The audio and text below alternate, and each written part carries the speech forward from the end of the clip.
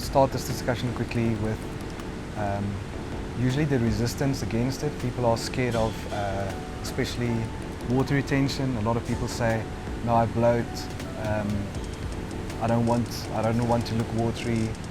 The other thing is, I think there's a lot of fear about it being a hormonal thing, like a steroid. I think when it was introduced, people thought like the rugby players take it, and it's like a drug. And I think the last concern that I often hear from clients is that it will affect their livers. Their doctors say don't take it because your creatinine levels, which is an indicator that your kidneys aren't working well, is high. And we'll just explain quickly why all of that stuff is not a concern for you. I think firstly, hormonally, Craig, it's not.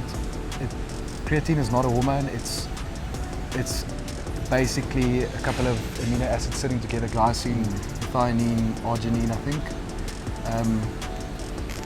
Well, essentially, creatine, like Steph just said now, it's a molecule that's formed from amino acids. It's formed in the liver, lesser degree in the pancreas. Its main role is basically on power generation, increased glycogen storage within the muscle, which we'll cover now in a little bit more detail on what that actually means. So also, we'll explain to you what it is, what creatine does. It's basically something that donates a little phosphate to the ATP, ADP, AMP process. And all of this does is basically, it's a cellular energy thing. So it's not a drug, it's not something unnatural, it's not something that anyone should be scared of. Studies have shown a usage of about 10 grams a day for 5 years have had no negative effects. So there's really no reason for you to be scared of it. It basically, it kind of got caught up in the same, lumped into the same category as steroids being used by high school youth and things like that. But creatine is just a highly effective, and one of the few highly effective supplements on the market. It is heavily marketed as a bodybuilding supplement and a powerlifting supplement for power sports, but I feel that its uses extend far beyond that. Just to clarify, what Steph was saying, we've got no research to suggest that it negatively impacts kidneys. One of the reasons, when you go for a blood draw or when you go for a test, when they are checking your kidney markers, they are looking for something called creatinine, which is excreted through the kidneys. Simply having a weight training session with the breakdown of proteins from that session will elevate your creatine levels, giving a false high. Maybe you're taking creatine supplementation. Any excess needs to be flushed out of the body. That will also register a slightly higher than normal creatine level. These are the markers on which doctors use to guide their advice going further, whether one needs further examination into the kidney function. One of the concerns for most people taking creatine supplementation is we often warned against the bloat. You're going to take creatine and you're just going to suddenly blow up 5-10 kilos of water retention. It's taken out of context. If creatine does not retain water, it's not doing its job. That's its purpose. But we have to define what bloat is. Don't confuse subcutaneous water retention and abdominal distension and bloat for bloating. So creatine itself encourages the muscles to store more glycogen than it normally would. Call it 28-30% more than normal. For every gram of glycogen that is pulled into the muscle, it requires around about 3 grams of water.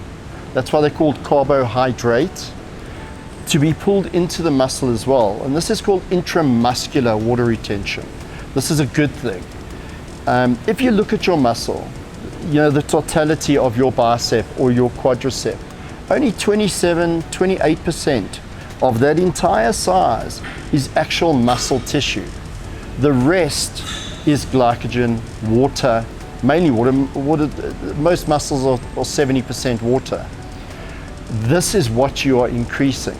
This often gives a leaner appearance because the muscle swells ever so slightly, stretching the skin a bit.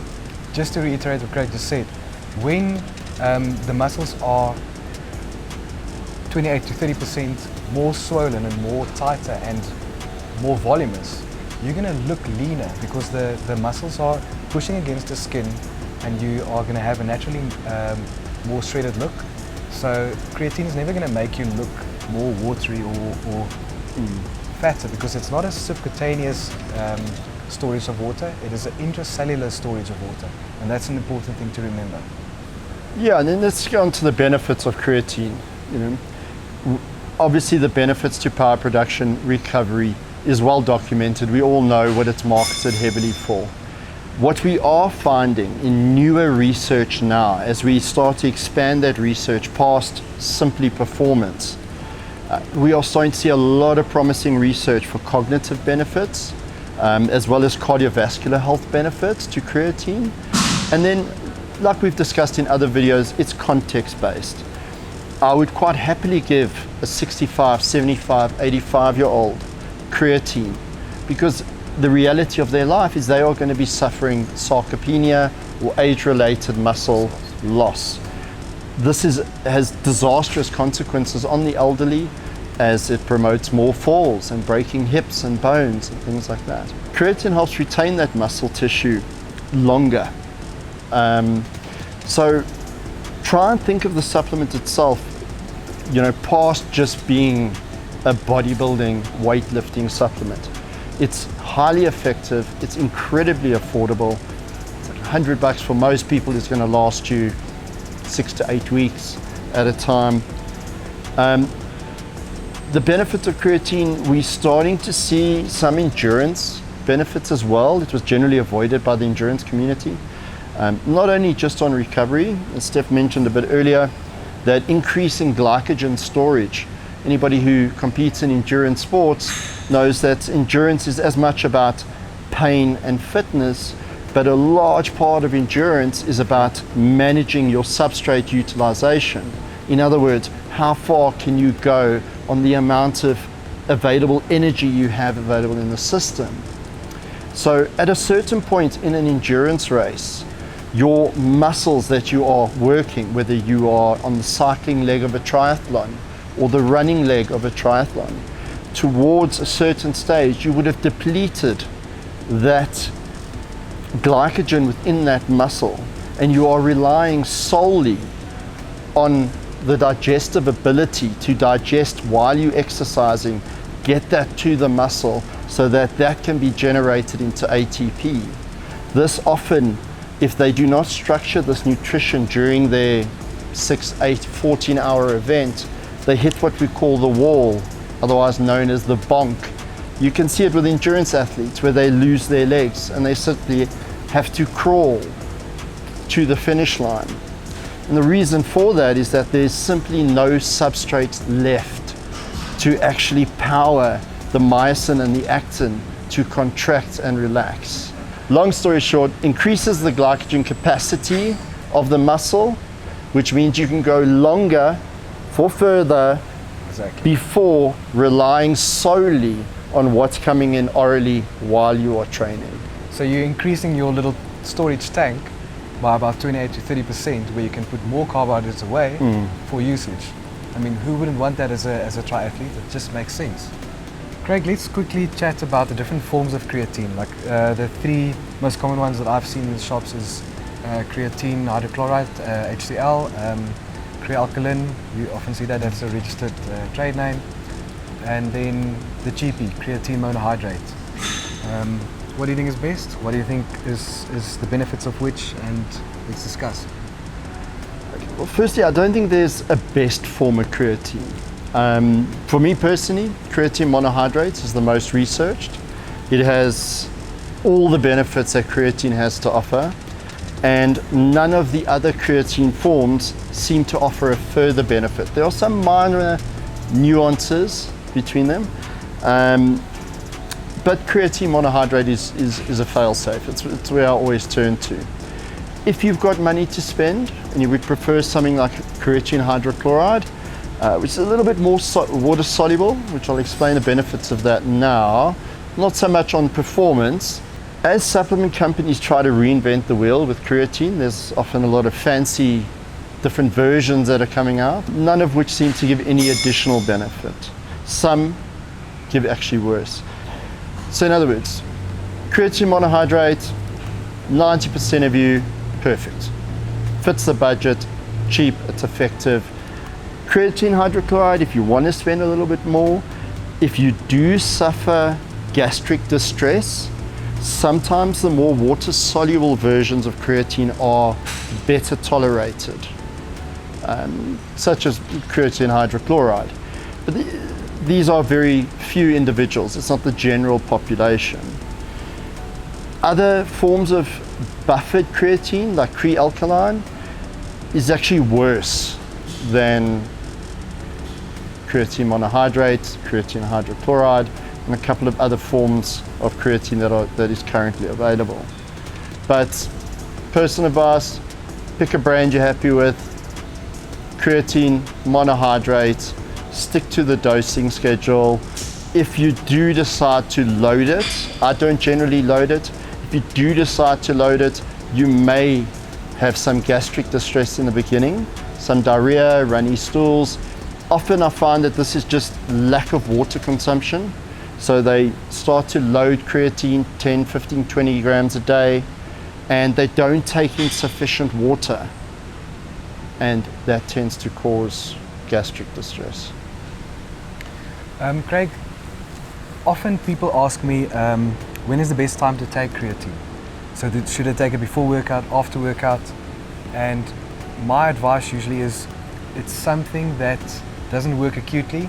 So you build up creatine in your system until you reach saturation, and your body utilizes it when it needs it. So there isn't really a best time to take it.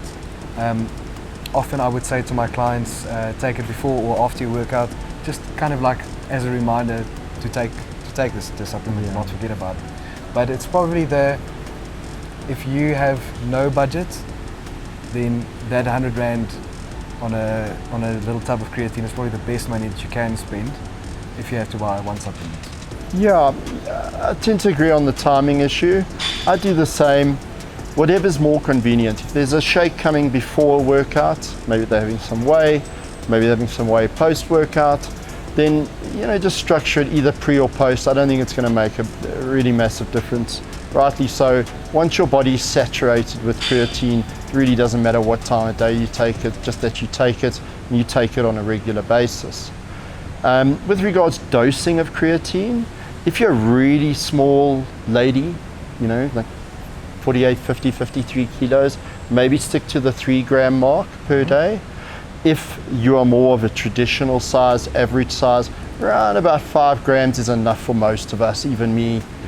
If you are really large, pro bodybuilder, carry a lot of muscle size, maybe going up to the 7, 10 gram mark, but generally between 3 and 7, 5 being the most common, 5 grams per day. If you are vegan, vegetarian, you avoid all red meats, and that's part of your lifestyle, your regular habitual diet, maybe going up to the 6, 7 gram mark might be advisable, because often us who are having 5 grams a day, we omnivores, we eat our fair portion of red meat. We've got coming in dietary sources as well. So, for us 5 grams is quite sufficient.